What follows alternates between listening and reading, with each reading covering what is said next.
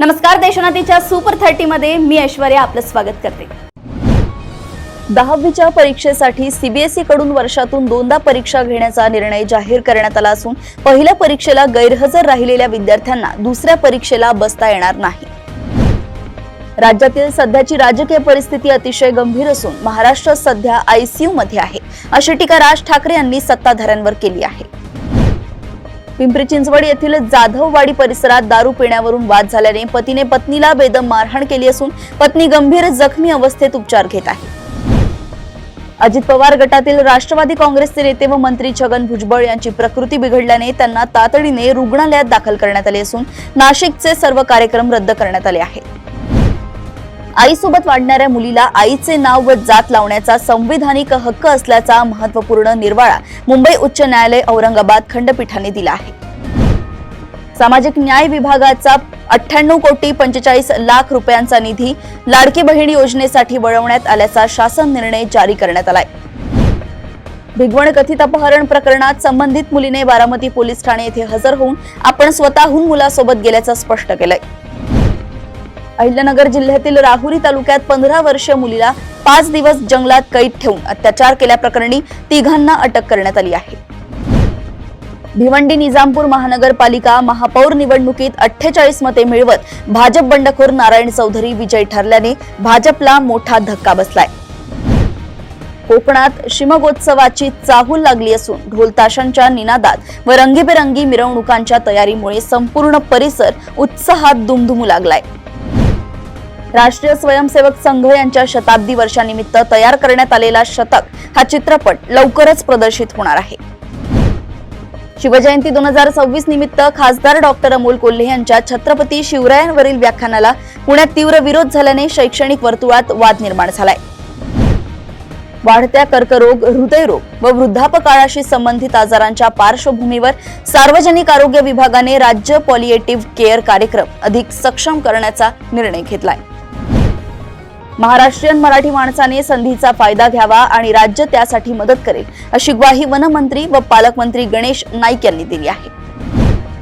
मुख्यमंत्री देवेंद्र फडणवीस यांच्या पत्नी व गायिका अमृता फडणवीस यांनी 23 वर्षांच्या सेवेनंतर ॲक्सिस बँक मधील बँकिंग कारकीर्द संपवल्याची घोषणा सोशल मीडियावर केली आहे।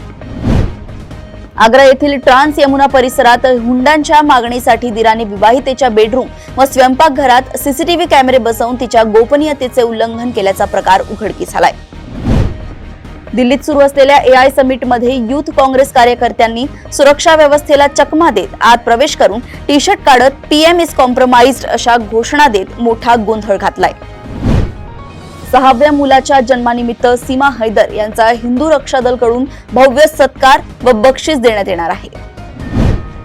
देशाची राजधानी दिल्ली येथे दिल्ली डेव्हलपमेंट अथॉरिटीने पार्किंग शुल्क काढून टाकल्याने गृहनिर्माण योजनेतील फ्लॅट 5 ते 12 लाख रुपयांनी स्वस्त होणार आहे। शिलाँगचे खासदार रिकी अँड्र्यू जे सिंगकोन यांचा मित्रांसोबत फुटबॉल खेळत असताना दुर्दैवी मृत्यू झालाय। बैतूल येथे 25 वर्षीय युवकाने आई वडील व भावाचा खून केला असून घरातील मांजरीसह 5 वर्षीय भाच्यावरही जीवघेणा हल्ला केलाय। रायपूर येथील उर्ला परिसरात पेट्रोल पंपाजवळ सिगारेट ओढत लायटर पेटवून पेट्रोल नोझलला आग लावणाऱ्या तरुणासह दोघांना पोलिसांनी अटक केली आहे। तुमकुरू जिल्ह्यातील जोगीहल्ली गावात शिक्षण विभागातील प्रथम श्रेणी सहाय्यक जयलक्ष्मी यांची सख्या बहीण व दत्तक पुत्राने गळा आवळून हत्या केली।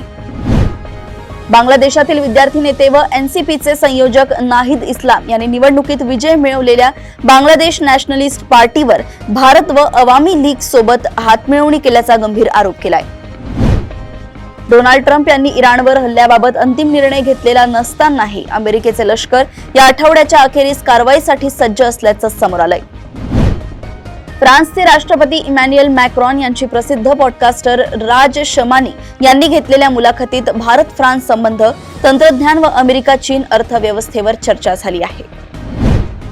भारताने अमेरिका नेतृत्वाखालील पॅक्स सिलिकॉन इनिशिएटिव्ह मध्ये औपचारिक प्रवेश करत इंडिया एआय इम्पॅक्ट समिट दरम्यान घोषणापत्रावर स्वाक्षऱ्या केल्या आहेत। नव्या आर्थिक वर्षापूर्वी आयकर विभागाकडून मोठ्या प्रमाणावर करदात्यांना नज आयकर नोटिसा पाठवण्यास सुरुवात झाली आहे। क्रांतिज्योती विद्यालय मराठी माध्यम हा चित्रपट 27 फेब्रुवारी 2026 पासून केवळ झी5 मराठीवर प्रदर्शित होणार आहे. थायलंडमधील बँकॉक येथे सुरू असलेल्या महिला आशिया कप रायझिंग स्टार्स 2026 स्पर्धेत भारतीय महिला क्रिकेट संघ अंतिम फेरीत दाखल झालाय. अशाच सुपर 30 बातम्या जाणून घेण्यासाठी बघत रहा देशोन्नती. नमस्कार.